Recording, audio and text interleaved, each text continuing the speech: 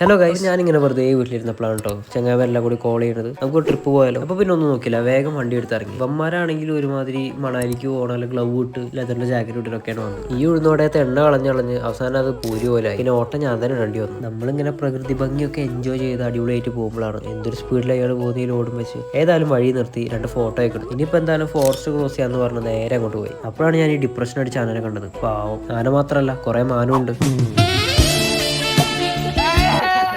എല്ലാവരും വേറെ വേറെ ബൈക്കിലായിട്ട് നല്ല ചടക്കും. അപ്പോൾ നമ്മൾ വിചാരിച്ചൊരു ജീപ്പ് സഫാരിക്കായിട്ട് പോകാമെന്ന്. തുടക്കം എങ്ങനെയാണെങ്കിലും